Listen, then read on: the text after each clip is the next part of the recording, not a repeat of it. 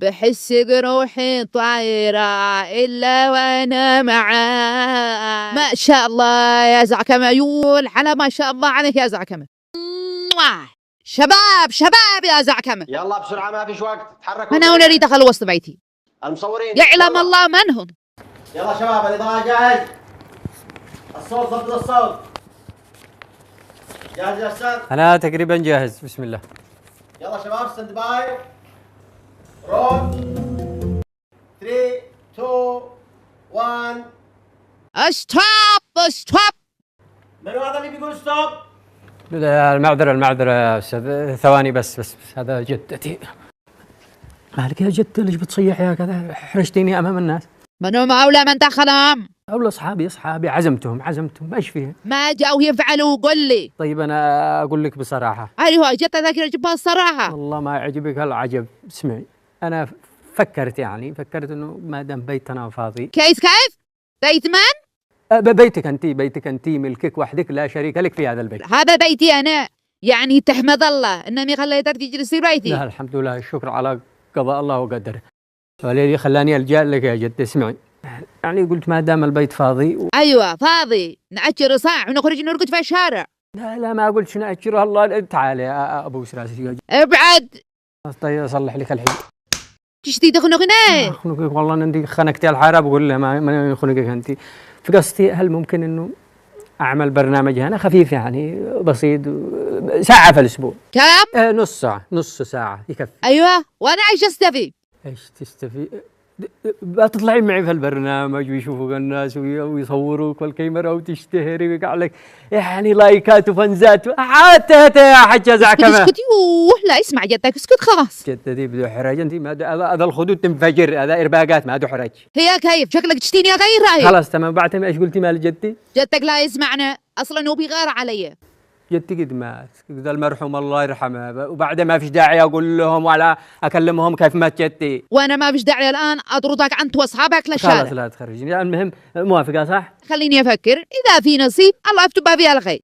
نصيب؟ ما برنامج ما جيناش نخطبك يا جدتي. عند ملقوف. تمام، فكري. المهم موافقه صح؟ اكمل. يلا نص ساعه على ذي الدقيقه.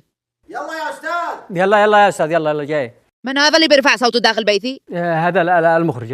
ايوه، يضم يخرج من بيتي. ما شو وظيفة المخرج؟ يخرج هو بس، هكذا ضروري يصيحوا المخرج.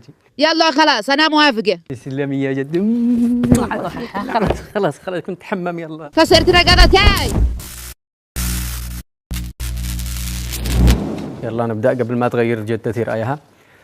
باش نبدأ الأحداث كثيرة في الفترة الماضية، فلو بدأنا. يا محمد. يا الله، قال لك أتم برنامج عن جدتك زعكمة يا جدة. ما كان قد بدأت في الحلقة وكذا، ما تشتهي يعني. تمام بدأت العلقة، أقول لك قوم روح اشتري لي زبادي. ودك قطعينا من نص البرنامج. مش اتفقنا قبل شوية بنعمل برنامج وكذا عشان زبادي؟ أنا قلت لك إحنا اتفقنا أنا وخالتك معنا صبح جماعي. وكمان صبح جماعي على واحد زبادي؟ تمام بشتري لك زبادي. يلا خليني أكمل. أنا كنت بدأت أتكلم وما أبرز الأحداث في الفترة الماضية أبرز حدث موت جدك. موت جدتي مش من أبرز الأحداث، هذا من أبرز إنجازاتك في الفترة الماضية، ويمكن كده بلحق بعدها أنا بسببك. أقول لك يلا قوم يخرج أنت وأصحابك من بيتي. يلا يا الله، إحنا وبيت هذا حسيت إني ساكن في البيت الأبيض. تمام بشتري لك زبادي. يلا لا تنسى، خارجك منتظرة. تمام يا جدتي، تمام ما بنساش الزبادي والفطور الجماعي بجيب على الحارة على واحد زبادي. الله. يلا خلونا معي مشوار، نبدأ في الحلقة. فلو تحدثنا عن أبرز ما حدث في الفترة الماضية، ما هو؟ مدري. خلوكم من اللي مش دايرين، نريد حدث فعلا كان بارز في الفترة الماضية. وزارة الداخلية الإسبانية أعلنت حالة الطوارئ في عدد من المناطق جراء انقطاع مفاجئ للتيار الكهربائي في عموم البلاد. اليوم حدث غريب شهدته البرتغال وإسبانيا ومعها أجزاء من فرنسا، أسوأ انقطاع للكهرباء منذ أكثر من نصف قرن، والغريب أن استمرار هذا الانقطاع لساعات. انطفأت الكهرباء الآن، هذا خبر مهم. حدث غريب. انك جد متأكد انه حدث غريب؟ يعني انطفأت الكهرباء واعلنوا حالة الطوارئ والحكومة تجتمع ومدري ايش ولازم يطلبوا تدخل دولي وانطفت الكهرباء. يقول لك هذا حدث ما حصلش من نصف قرن. هذا الحدث عندنا يحصل نص ساعة، في كل نص ساعة تطفى الكهرباء. ولا حالة طوارئ ولا قلقنا ابدا، وعايشين حياتنا طبيعية في بلادنا. يمكن احنا لو ولعت واستمرت الكهرباء يوم كامل نعلن حالة الطوارئ وما نستحمل، يمكن نخرج الشوارع ومظاهرة طوال اليوم كهرباء. ايش في مؤامرة؟ هذا ما شو الوضع الطبيعي. نبدأ نشك في نفوسنا ان في شيء بيخطط لنا، الكهرباء مولعة طوال اليوم. هذا قال لك اعلنوا حالة الطوارئ عشان طفها. اذا كان اللي اخترع الكهرباء هذا اديسون، قيل انه وقت مماته طفوا الكهرباء لمدة دقيقة حدادا وتكريما له، لمدة دقيقة.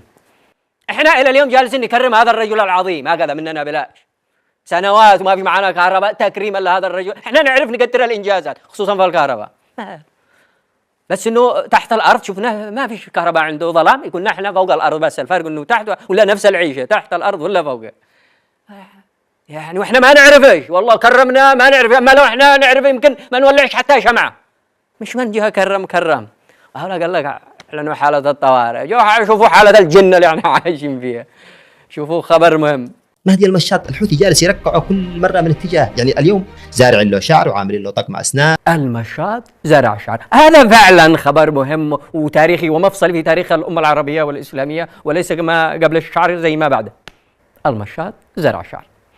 ايوه، هم كل سنة يرمموا هكذا دورية، يعني مقررين له ترميمات، مرة يزرع شعر، مرة يزرع أسنان، مرة يزرع بصل، مرة كل سنة كذا يرمموا بس. ولا شوفوا مثل هذا العينات بدل الخسارة والتكلفة، هذا يحتاج تغيير رأس كامل إذا أنتم تشتوا نتيجة. أما هكذا ركع وكذا خسارة على الفاضي، هذا غيروا الرأس كامل وتوكلوا على الله. بس هم يلا الآن لا بأس، يعني هم أصلا يشوفوا كيف مشاط وما فيش معه شعر، كيف يدخل المشط في الموضوع وهو أصلع. ده الآن زرعوا له شعر، والآن اسم على مسمى والأمور ماشية. بس لو تظلوا تفكروا هكذا أنه لازم يكون اسم على مسمى، تعب. إذا كان هذا مشط يحرعي كيف تعملوا يعني؟ بتشتروا له كباش وطلاء وغنم وكذا، مع أنه ما يحتاج معه 500 راس. شوفوا مشطوا لنا خبر ثاني. يلا. النائب شوقي القاضي كشف في صفحته على الفيسبوك عن تعرضه للطرد والإزالة من مجموعة الواتساب الذي يجمع أعضاء مجلس النواب. ايوه، هذا فعلا خبر من اهم الاخبار في الفتره الماضيه، خبر هز الواتساب يعني والمجموعات كلها والرسائل الجماعيه. قامت رئاسه مجلس الواتساب اليمني بازاله النائب شوقي القاضي من المجموعه، خرجوه. مجلس النواب ما يمارس صلاحياته اصلا، ما عاد موجود الا في الواتساب، فلو ترك الامور والمجموعات بتفلت عليه، وبعدين لا عاد لا دردشات ولا عاد رسائل جماعيه ولا لواصق ولا اي حاجه. هذا هو قائم بصلاحياته وقائم بواجباته. بس النائب شوقي القاضي يسكت لهم؟ لا، عامل حساب يعني، قام عمل ابلاغ بالمجموعه، محتوى فاضح، هو فعلا فضحوا بنا. ولكن ايش يسكت له سلطان البركاني؟ لاحقه. بس شوقي ايضا متكتك امور، باقي مع حساب في الفيسبوك والانستغرام وكذا، بس ناوي لشكله سلطان البركاني بيلاحقه من الانستغرام الى الواتساب، ولا عاد يخلي له التطبيق، يمكن حتى بيخرجه من الحساب.